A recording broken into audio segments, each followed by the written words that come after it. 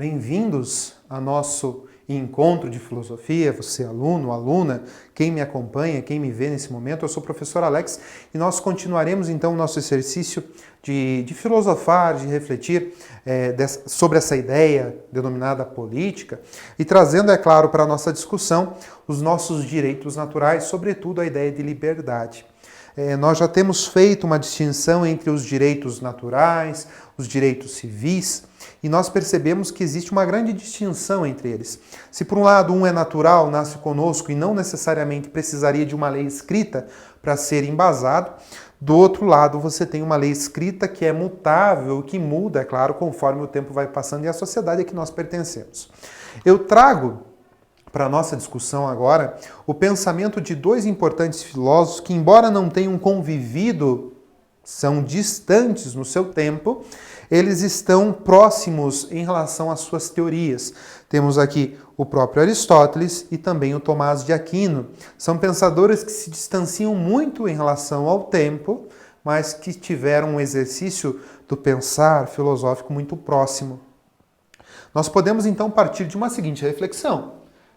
Procure refletir, busque questionar, interaja com essas perguntas, porque isso faz parte da nossa aula.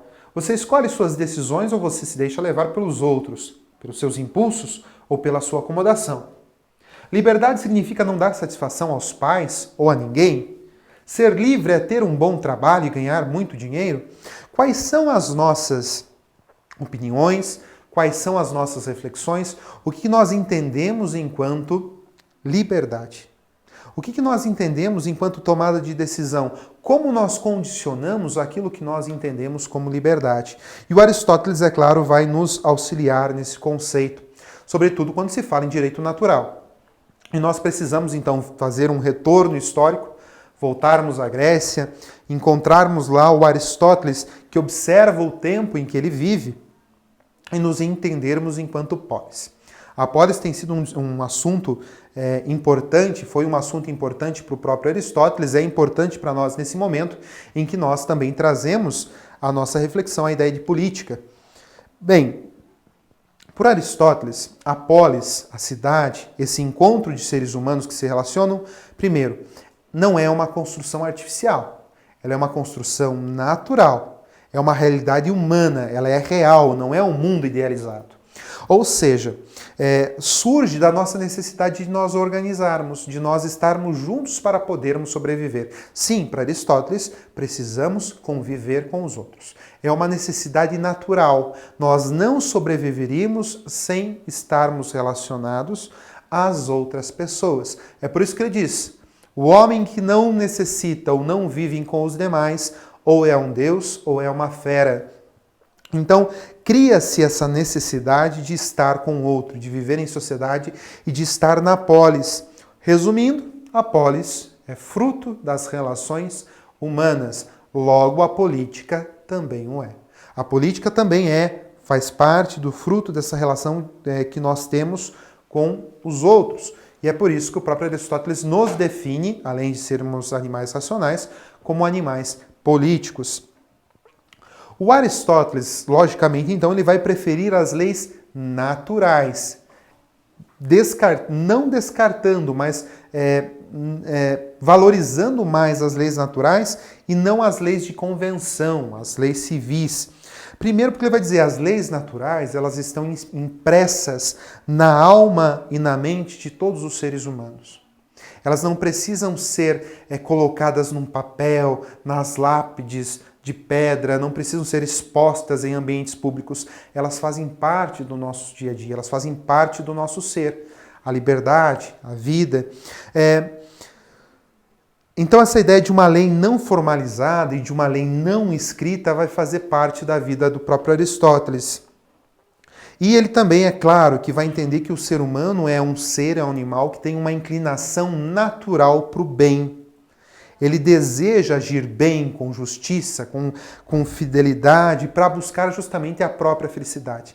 Essa percepção que o próprio Aristóteles tem de felicidade, ela é fantástica, fenomenal, para que a gente possa também condicionar e relacionar com a nossa política. A busca da felicidade. Será que a nossa política tem nos condicionado e nos proporcionado e nos dado, favorecido a nossa felicidade? Eu tenho aqui para vocês darem uma olhadinha, um texto do André Luiz Moreira, um escritor, ele diz o seguinte: Aristóteles constrói um direito natural tendo como alicerce a natureza humana, porque considera o homem como um animal social, ou seja, nós somos sociais, o direito natural faz parte do nosso dia a dia, que ambiciona o bem supremo, que é a felicidade. No fundo, o que o autor ele nos coloca? Por sermos seres naturais, sociais e políticos, nós trazemos conosco aquele instinto de buscarmos a felicidade. E essa felicidade, ela nos traz, então, uma forma muito própria de agirmos. Se nós continuamos, então, aqui no texto, portanto, é papel do legislador que ordena a virtude por meio de sua própria natureza e da razão, que distingue dos homens e dos animais.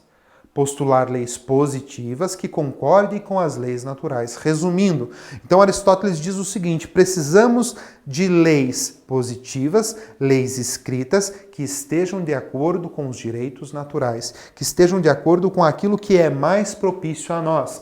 Continuando a nossa leitura, expressando assim a razão que impede a desigualdade e conduz a uma igualdade jurídica formal. Para evitar injustiças, Aristóteles se preocupa com a generalidade da lei. Dessa forma, funda o conceito de equidade. Diz que cada caso concreto deve ser analisado de maneira particular, considerando os seus detalhes que o fazem singular. Por isso, torna-se imprescindível a flexibilização no momento da aplicação da lei ao fato. Resumindo, vamos voltar ao nosso contexto. Aristóteles dá uma força maior ao direito natural, porque acredita que esse espírito natural, esse ser político em nós, ele é o mais importante. As leis, no caso civis, as escritas, devem estar de acordo com esse direito natural e, é claro, toda lei merece ser analisada. A lei, para ser aplicada, precisa-se de uma leitura de mundo para que ela possa aparecer. Surge então o nosso segundo pensador, muito tempo depois, chamado Tomás de Aquino, inserido ali na Idade Média. A Idade Média é esse tempo um pouco diferente, onde as ideias religiosas e a hegemonia da Igreja Católica estão muito fortes sobre todos, sem exceção, todos os segmentos da nossa sociedade. A Igreja Católica então diz o que deve ser feito em todos os momentos e em tudo aquilo que vocês possam imaginar. E é claro que o próprio Tomás de Aquino, então, vai dar uma visão cristã às ideias do próprio Aristóteles, que até então não era bem quisto entre as pessoas nesse período da Idade Média. E vai tentar unir, então, a fé e a razão. Em relação a essa ideia de fé e razão, quando Aristóteles ele nos coloca, ele vai dizer o seguinte: primeiro, a razão é um saber natural. A fé é um saber divino. A razão nos é dada por Deus. Somos seres racionais. Precisamos entender isso. Ambas não se contradizem, muito pelo contrário, precisam trabalhar juntas. A razão conhece as coisas naturais e humanas e a fé nos capacita a entendermos as coisas do céu, as coisas divinas. Que percepção que o Tomás de Aquino entende com isso? Razão tem limite. A razão ela nos leva até um determinado ponto. Até determinado ponto. Mais que isso ela não consegue. Em compensação, a fé consegue ultrapassar aquilo que a razão não alcança. Direito natural, então, ali para o Tomás de Aquino, ele vai dizer o seguinte, já que a nossa razão é limitada, tem certas coisas que ela não vai conseguir compreender, ela deve ser exercitada, mas ela tem determinado limite. Todas as leis humanas justas derivam, então, desses direitos naturais que são próprios. Tá? E essas leis naturais, o que elas devem fazer? Guiar o ser humano em uma vida justa, em uma vida digna, buscando a essência que há dentro de cada um de nós. Que essência é essa? Sermos bons. As leis, então, elas vão disciplinar o comportamento humano, essas leis naturais precisam nos dar um modo de comportamento. É claro, trabalhado através das virtudes cristãs. Nós estamos falando aqui de Tomás de Aquino, um pensador cristão, e nós nos afastarmos dos nossos vícios e pecados. Ao mesmo tempo, ele vai entender que uma lei humana não poderá nunca, jamais contradizer uma lei divina, considerada muito mais superior. Ou seja, as leis divinas passam a ser tomadas como leis naturais, leis importantes. Surge então a questão ali do poder. Para Aristóteles, o poder ele pode ser abstrato, quando utilizado através da razão na vida terrena e o uso do direito natural, ou pode ser um poder concreto, quando existem relações de poder e relacionadas ao direito positivo. Para findar a nossa aula como um exercício reflexivo, deixo para vocês. Você acredita que o ser humano tem inclinação natural para o bem ou para o mal? Na sociedade atual, a lei não escrita, entendida como lei natural, seria eficiente? Ela tem eficiência? Ou será que ela é só suficiente? A lei natural, a lei escrita, ela nos dá um aspecto eficiente para o nosso dia a dia? Existe uma certa necessidade de ambas? Qual a relação a gente pode fazer sobre isso?